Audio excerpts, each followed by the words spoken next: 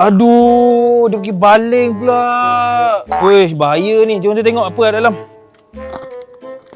Alhamdulillah guys, nasib baik bungkusan untuk sambal-sambal Pak Remy ni kita balut dengan baik dan sangat-sangat kemas, teliti dan juga selamat. Terima kasih banyak dah support Pak Remy daripada awal permulaan kita sehingga ke akhir tahun ini. Terima kasih banyak dengan sebanyak lebih daripada 70,000 sambal-sambal Pak Remy telah pun terjual untuk tahun 2025. Terima kasih banyak-banyak atas sokongan anda semua.